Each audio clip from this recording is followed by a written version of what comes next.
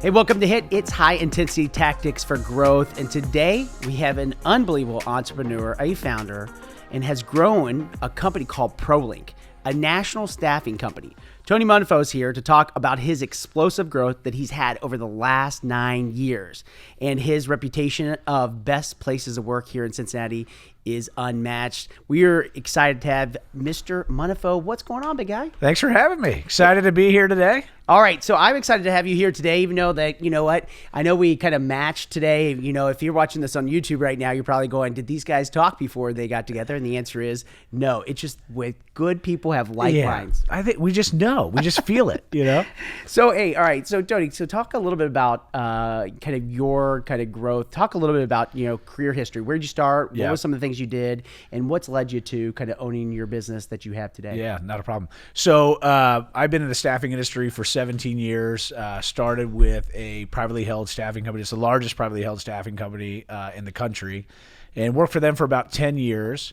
And started as a recruiter, worked my way up into an outside sales role, into operations. And I was about 28 years old and, was overseeing the state of Ohio, and I was overseeing Columbus, Cleveland, Dayton, and each office had their own personality. And so I asked a outside mentor to mentor me and help me just with really understanding how to grow these operations and how to work with different cultures and different types of people. Mm-hmm. And so after being with him for about a year and a half and him coaching me, he talked a lot about, getting to understand people personally, professionally, what motivates them, where do they want to go, and how do you lead people and how do you manage people? And how you manage people, you got to manage everybody the same expectations, but how you lead people is going to be different depending on who they are as an individual. Yeah. And after about a year and a half of him mentoring me, he looked at me and he said, "Hey, do you like what you do?" And I said, "I love what I do." He's like, "Are there things that you would do different? Because the company you're with is moving you all over the country. You're going in and you're fixing offices. You're turning them around." I said, "Yeah, there's things I would do differently." He goes, "You need to start your own company." And at that point, I'll never forget where I was. I was at Bob Evans, and we were sitting in this corner booth, and it was the tipping point for me. And growing up, my father always wanted to start his own company. And unfortunately, he passed away when he was 39 years old, but he lived that dream with my brother and I. And he'd always talk about, when I beat cancer, we're going to start our own business. Now, his idea of a business was buying a Subway franchise, or there was a popsicle franchise. But it all kind of came together that morning when that individual looked at me and said, "You need to start your own company." And I'll never forget, I called my wife immediately and I said, "Ash, we're going to start our own business." And she's like, "That okay? Like when? Like tomorrow?" And I go, No, not tomorrow. I got to put a business plan together." She's like, "What are you going to do?" And I'm like, "Well, I know staffing, and I'm passionate about staffing, and I'm passionate about people." And my brother at the time worked for me at my last organization. So I walked into our office and I said, "Mike, we're going to start our own company." And for those of you who don't know my brother, phenomenal sales guy, super driven.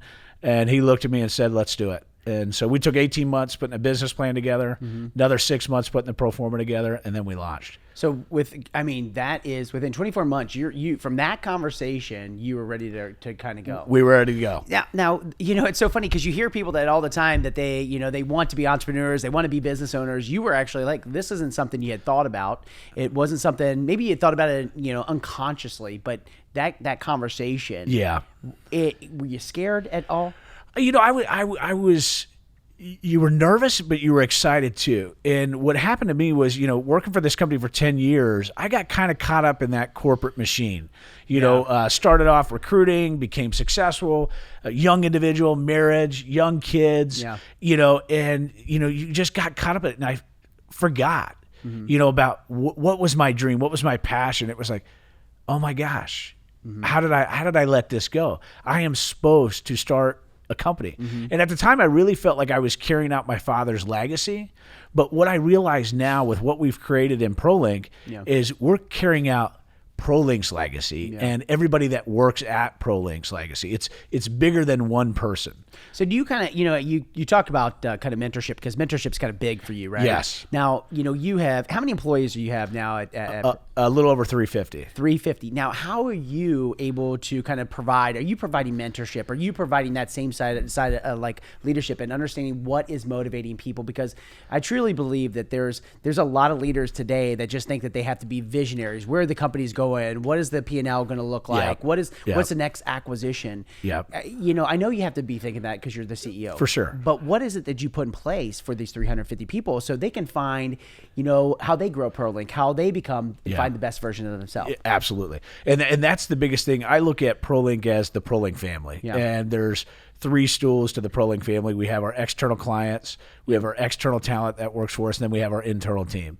And for me, my whole goal is to try to keep them in some sort of harmony. And in keeping them together, has really excelled our growth. But people are our number one asset. And without the individuals at ProLink, we wouldn't be where we're at today. So we are a promote from within culture. So development is key. And our vision at ProLink is to be our individuals' vehicle to get where they want to go personally, professionally, financially. So I want ProLink to be the roadmap for their lives because, people don't live to work. They work so they can live, but I want them to enjoy what they do. Life's too short. You get one opportunity, and why not do it right? And why not do it the way you want? And why not be the best version of yourself? So some of the things that we do, we have internal development programs. We took our team, 43 leaders last year, through a thing called transformational leadership, where we talked about relational leaders versus transactional leaders and how do you coexist together. And we also talk a lot about, how do you become the best version of yourself? Because I think a lot of people look at individuals and say, I wish I was him, or I wish I was her. The law of comparison. Yeah. Instead of saying, hey, how do I evolve myself? So, from management development programs, we have a females in leadership program, empowering people to really grow and develop personally and professionally is big. Yeah. I think the one thing it's kind of interesting when you talk about this, because leadership today in my mind has got this it's kind of got a weird connotation with a lot of people, because a lot of people listen to HIT and they're running teams, they're running organizations, they're running businesses, and it could be 2 people in their team. It could be 200 people in their organization. We speak about leadership. Are you making inside your organization in the development, the types of way you're getting your people to want to lead, are you making leadership look fun? Are you making it look easy? Because when I look at leadership, you're really leaders today are basically influencers. 100%. Yeah. And I think they're influencers, and people look up to those leaders and say, that's what I want to strive to be. Yeah. How did they get there? And I think a lot of times, some of our best leaders do make it look easy. Yeah. And so what's important in those development programs or the situational leadership is really teaching them and showing them the problems that you're working through and how you're solution-minded. So you're teaching, you're training them, you're empowering them, but then you're also coming around verifying that they're getting the job done right, because it's good, to have fun with it, but they also have to understand the challenges of leadership. And so, you could even see it, and we've seen it at times where people get promoted into a leadership role and they're like, oh my gosh, I didn't realize how challenging this is. And I tell them, hey, what made you great in your last position might not necessarily make you great in this new position. Yeah. You got to evolve yourself to the next level. And then it's working with them and locking arms with them and really coaching them to help them to continue to evolve. Because life's a journey and leadership's a journey. Leadership, and I totally agree with you, because I think so many people that I'm talking to today, once they get a promotion or they get this new title, it's like all of a sudden the stress that comes over them. Yep. And what happens is the people that you're leading are seeing that. And then they're like, man, I would never want to get to that. I always want somebody to take my job. Yep. I've always said that from day one. I want people to be constantly moving up and saying, hey, I want to divvy this responsibility up. I want to give this to you. I can't walk around my office going, oh, I'm stressed. Oh, this is terrible. Right. Oh, because everybody's looking at you at that 100%. all the time. All the time.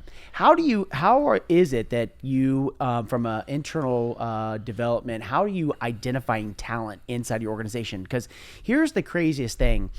For 22 years of our life, we have to compete individually. We're constantly, studying by ourselves, or, getting our, we're constantly trying to get into the next school. When you think about all the things that we have to do, we are we are a competitive society, but we're competing alone. And then all of a sudden you get into the workforce after 22 years, you go through high school, you go through college, and now they're saying, hey, you know what? Now you got to start working with a group of people because that's how you're going to rise up. Right. How does that happen inside your organization? Yeah, no, great question. So we are a collaborative team.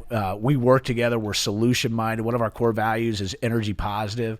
So no matter what we face, we're in the people business. So we are constantly facing challenges and issues and working with clients in terms of, how do we onboard 50 nurses or, and really coming up with those solutions to do it. So one thing that I really help coach people with is, how do they start smart? How do they come in plan? Because to me, every day is game day. Yeah. And it's either you control the day or the day controls you. And to me, there's two types of people in life. There's a type of people that get to the result, or there's a type of people that make the excuse on why they can't get to the result. and I look at it that way. And, and what we do is we coach individuals and say, hey, here's the deal. Who are you surrounding yourself by? Are you surrounding yourself by people that are positive, that are going to help make you better? Or are you surrounding yourself by those people that are negative, that are going to pull you around? Negative people always want to pull more people into their party. Yes. And so what we do is teach them to stay strong. Cut the negativity out of your life. If you want to win, choose to win. And so, everybody thinks, I tell everybody, what's your corner office? And they think, does that mean the CEO? No, that doesn't mean the CEO. Not everybody wants to be the CEO of the company, and that's okay. And so I look at it, I'm like, I talked to our admin, Ashley, I said, what's your corner office? And she's like, someday I want to get promoted to executive assistant. Awesome. How are you going to do that? What are the steps that you got to take in order to do that? And being an organization that promotes from within, legacy is critical to us. So it is a selfless culture. We are constantly making sure that we are helping everybody around us. So if we're walking out, and it starts with me. As I'm walking out of the office at night and I see somebody in our compliance department sitting there working, I'm going to walk up to Diana or Lisa and say, hey, do you guys need help with anything? And then they're going to do the same. And it just transcends down. It's leadership, baby, and it comes from top down. It does, but it has to come from inside the entire culture. It's so funny because in Cincinnati, you guys are always best places to work and all of this. We see in the news all the time, which is fantastic, right? Thanks. Here's the thing: you said it. Their negativity is so apparent today in the world that we live in. I mean, look at what's happening, in our political setting. Look what happened around the world. And you start looking at this and saying, how does one that's running a large organization that has 350 people, I mean, you're not sitting down with each of them every day. Right. How are you able to find out what the negativity is, and how are you able to kind of extinguish that inside of an organization? Somebody goes, we just got to be positive. Well, I believe that, but negativity does have a big voice. Without a doubt, negativity has a big voice. And listen, I want to tell you, we get it right 100% of the time by, every hire that we come in and they're positive, but you hire one wrong person, they can disrupt your organization, or they can disrupt that department or that operations. So it really makes sure that the executive team is aligned. What is your vision? What is your purpose? What is your mission? Where are you taking this organization? And then I think you determine how are you going to get there. And you got to make sure that once that message is clearly defined, you roll that out to your people so they are crystal clear. And then your executive team has to understand the how. How are we going to execute this? This morning, right before I came here, I was in an executive meeting.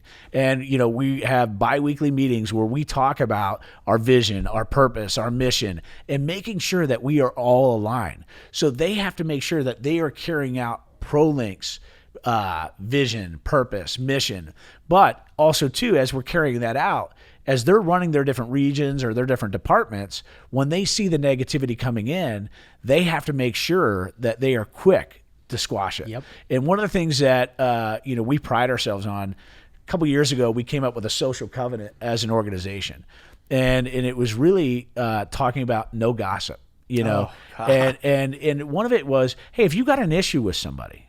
If I have an issue with you and you and I are working together, then I should come to you. I'm not going to go to somebody else and say, man, here's my issue with Chris. So, and that has to start from the top down as well. And believe me, I have people that come to me and they say, hey, in that meeting today, I didn't like that you said this. Or, hey, I don't necessarily agree with the stance we're taking on this. I have to show the people that I am open to their opinions. And I'm going to take their thoughts. And to me, ProLink now is a living, breathing thing. Yeah. I was just the guy with the idea. Yeah. It's everybody else that's a part of it that is making it who we are today and where we're going tomorrow. Yeah. So I have to be open to listening, because the next best idea might come from one of those people that are on the team. Because you know what, and everybody goes, I just don't like conflict. I don't know if I can be open. I don't want to have any confrontation. I think sometimes that's how they look at it. Confrontation is just a conversation. 100%. But we can't even sit down at a dinner table anymore, and everybody goes, we can't talk about religion or politics. Why not? Right. I agree. Why? I mean, can't we have a healthy debate? Can't we, if we don't like a position in somebody? Why isn't it that we can't just be able to have that open communication? Yep. I think more and more people have to have the what we call the 8%, right? The 8% of the conversation that nobody really wants to have. Yep. Everybody will take it to the 92%, but nobody will have the hard 8% that needs to be addressed. Absolutely. And I agree. There's a lot of people out there that are afraid of confrontation. And I look at it as, it is our jobs as leaders, when people come to us and they have an issue, we have to set that safe place to where they can come in and have a conversation with us, whether it's about their compensation, whether it's about whatever it's about, but making sure that, we enter with no judgment. We're open-minded. Yeah. The world is transforming right in front of us, which is beautiful. Yeah. And so we have to transform with it. Yeah. And so it's also teaching your people then, as they're leading other people and they're managing managers. Yep. Then they have to provide that same thing. And they have to make sure that if their people approach them or they approach them with an issue, they go in with love. They go in with pre-forgiveness. Which, isn't it crazy that corporations are now talking about love and forgiveness? I mean, that was not the Jack Welch way. No. That was not what we studied No. when we were in college. That was not and you're right. Business is transforming. And I think there's a lot of people that need to get on that boat. I mean, I a lot of leaders that listen to HIT, or a lot of business owners, and they're like, man, I mean, I'm just trying to grind it out, man. Chris, I mean, how do you show love when in all the support, where that's not what somebody was really taught? They thought leadership was like directing, dictating, delegating. Exactly. And now, to me, it's about really understanding the individual. Yeah. And that's what I'm passionate about. What drives them? What motivates them? Where do they want to go? What is their wife's name, husband's name? What do their kids do? Why are they here? What do they want to get out of ProLink as their vehicle? Yeah. It's even next week I'm headed out to our Phoenix office. They're rocking, they're killing it. And I said to my assistant this week, I said, hey, cancel my meetings Tuesday, Wednesday. I'm flying to Phoenix. I need to give them love. Yeah. And I'm going out there just to tell them, you all are doing great. Yeah. And I could call them and do it over a conference call, but being face-to-face and seeing them and showing them, like, keep it up, especially right before the holidays. Why not? Our people are number one asset. More leaders need to do that. That's why, I tell people, maybe I spend too much time on the road, but I will tell you that pays dividends to people. People are, I have businesses, and they sit back and they're like, I have people down in Tennessee. I have people here. Yeah. I'm like, well, okay. They were like, how do I go grow them? I go give them some love. A plant doesn't grow without a little sunshine and a little water. 100%. And so you need to basically do the same. Right. All right. Here's the big thing, though. Okay. Off of leadership, off of the things that you got going on right now, let's talk about the big thing that everybody is, addressing for the next decade and the next, couple years. What is your growth kind of strategy in the economy that we're in today, right? Like, we've had a very, very good economy. Absolutely. Let's not get that twisted. We have an employment rate that we've never seen before, as far as people, the jobless rate is really, really low. Right. What is your growth strategy in this world today? And is ProLink thinking about this as far as the same issues that most companies are having, which is finding talent to get them to the growth strategies they want in the future? Absolutely. So people are directly attributed to our revenue and growth. Yeah. So people are our number one asset. So we're going to constantly continue to hire. So now what we're looking at is, the onboarding process, the training process, the development process. Is it smooth? Is it crisp? How can we continue to evolve it, make it better? The other initiative that we have is technology. Being a 9-year-old organization, we're still on a lot of the same platforms that we were on when we started. Yeah. So over the course of this year and next year, we're really enhancing our technology and giving our people more tools and resources to make them more efficient, more effective at their jobs. Yeah. And really, because the world is changing, and AI and the technology is coming into play, specifically in staffing. Yeah. And so, there's a lot of people out there that are saying, hey, there's going to be an Uber model to staffing.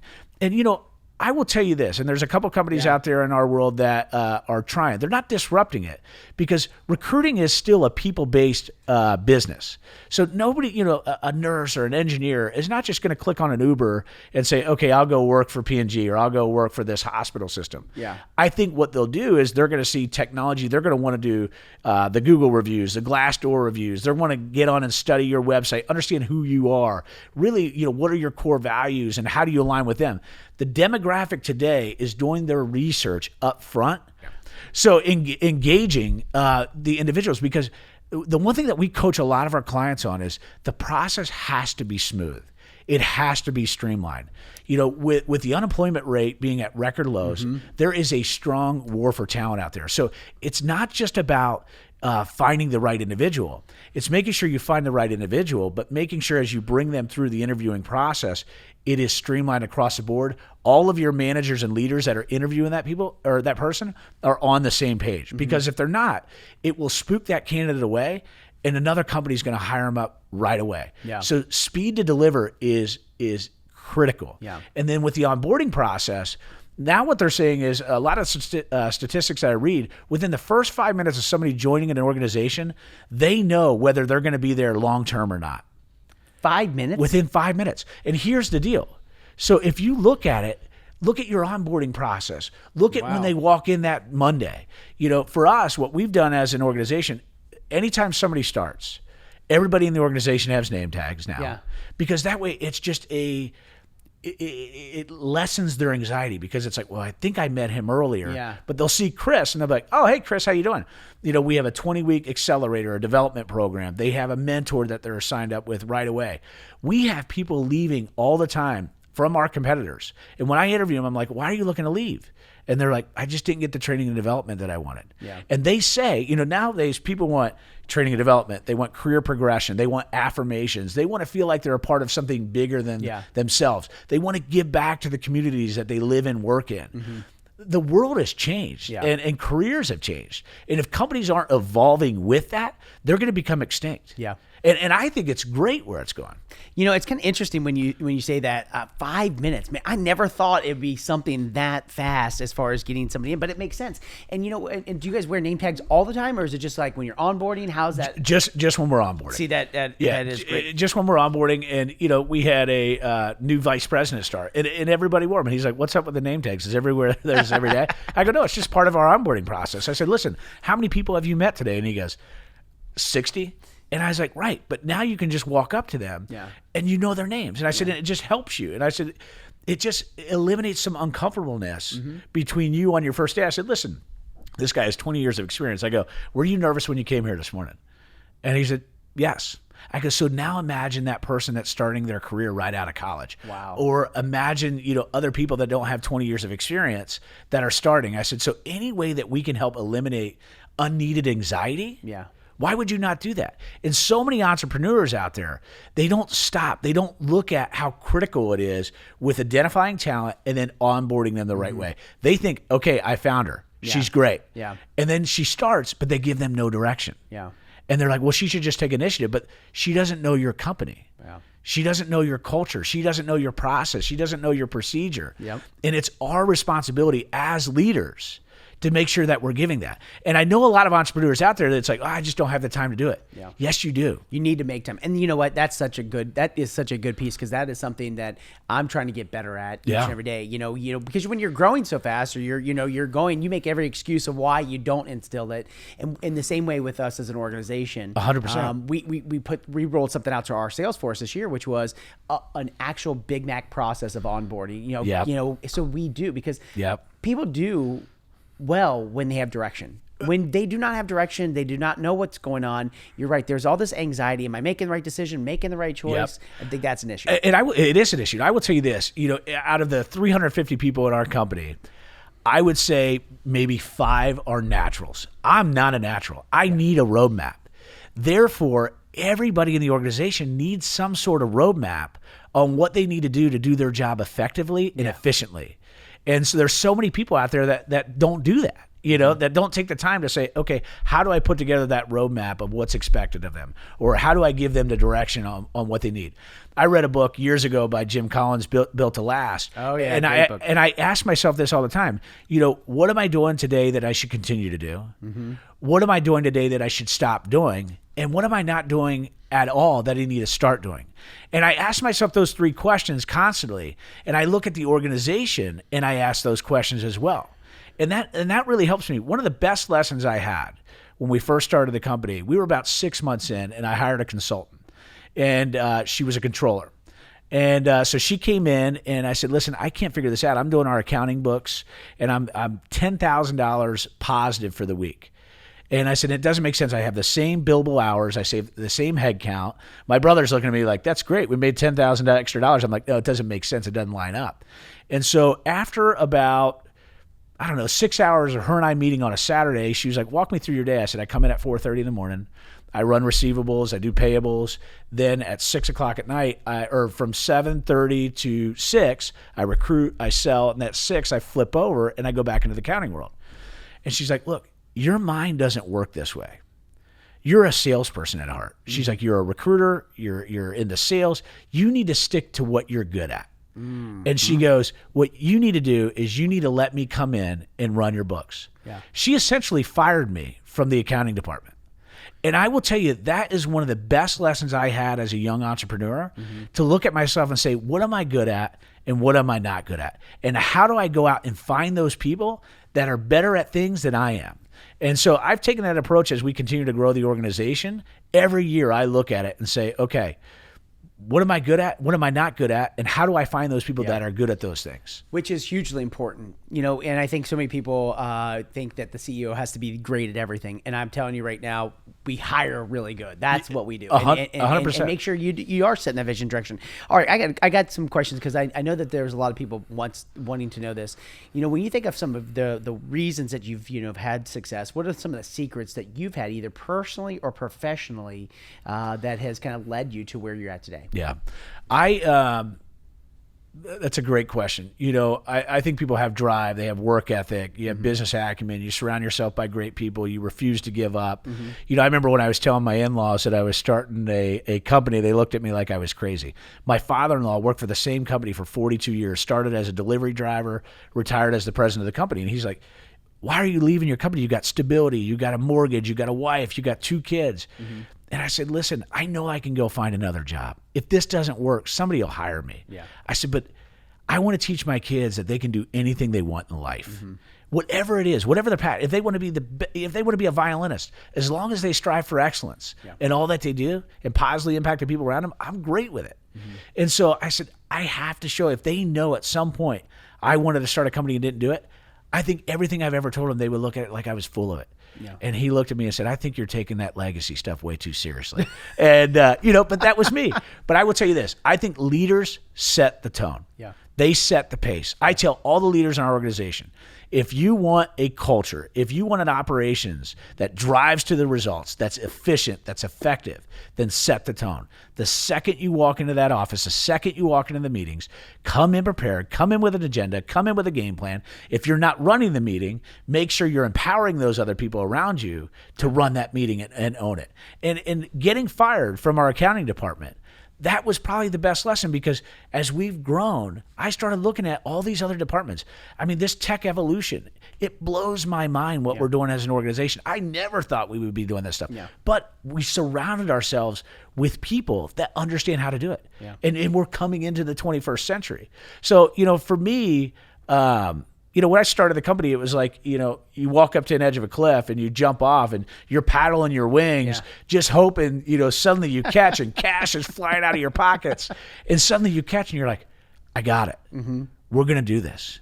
And I think there's so many people out there. There's so many people that have this mental fantasy about starting their own business, but they're afraid to take that step. Yeah. And I think if you have that drive, you have that work ethic, you surround yourself by great people and you refuse to give up, you can do anything. Yeah. You can do anything. I think I was the guy with the idea along with my brother. Yeah. I think we've been very fortunate that we have just surrounded ourselves by a lot of great people that really have made ProLink who they are. Because I don't think ProLink, I think it's a privilege to come into ProLink every day. And I feel like every day that I come in, I have to earn my keep. It's not just, oh, I founded this, so I deserve to be here. It's not that way at all. Yeah.